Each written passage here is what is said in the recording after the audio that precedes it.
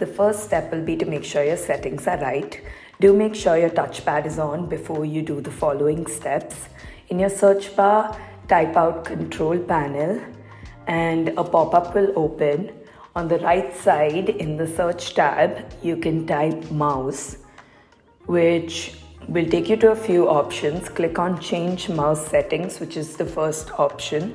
This will open up another pop-up where you go to pointer options. Most probably your enhance pointer precision and hide pointer while typing is checked. You need to uncheck both those boxes and apply the changes. So here we will be checking if the drivers are updated. Go to your control panel, type in mouse, go to change mouse settings, and on the top bar click on hardware. So here are the two hardwares that are related to your mouse.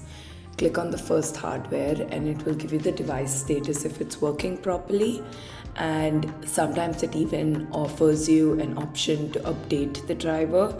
If that is selectable, please go ahead, select it and update the driver. But if you don't see that option, you can go to your device manager where you will see the mice and other pointing devices and even human interface devices. If there is an error in any of these drivers, you need to go ahead and update it. Left click and click update and just follow the steps from there, which takes you to the Windows update section. So here, whatever updates are pending, go ahead and download those updates and restart your laptop. If there are any optional updates, do them as well. If your problem is still not solved, you can download the driver from the Dell's official website. So you Google your laptop's model number with drivers and downloads clicked next to it and select the first link. Over here you can either add mouse in your keyword section, which in a lot of cases might not show up. So what you can do is go to the category section and scroll down till you see mouse, keyboard and input devices. Select that category and whatever drivers are available to download them and go ahead, open the file. It will ask you if this driver can make changes to your laptop. Select yes and go ahead and install this driver. Once that is done, restart your laptop and usually this should download the latest drivers that Dell has issued onto your laptop, and it should solve the problem you must be facing. In the final step, we're going to check if there's any issue with the hardware. So what you have to do is switch off the laptop, and while switching it on, press F12. You have to make sure you press F12 right before the logo comes on. In some cases like mine, I didn't switch off the laptop completely. So I am switching it on now, and I will press F12 this time before the logo comes on.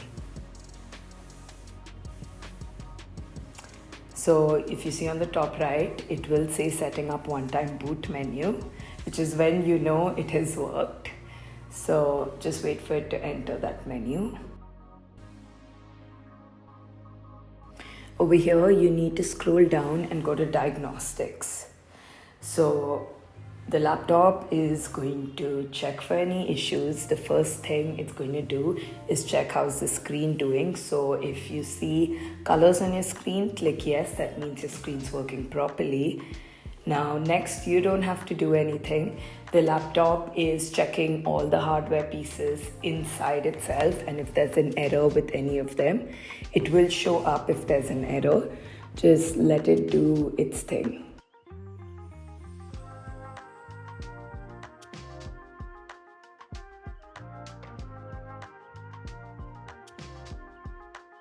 So this step would take around 10 to 15 minutes depending on your Wi-Fi speed, and there will be a pop-up that will come up saying memory issues resolved if there was any memory issues, but if there was not, then it would say all tests passed and would you like to do a more like intensive test, and you should click yes, because if the laptop has any issues, like how it showed memory issues resolved, it will go ahead, identify the problem and resolve the issue.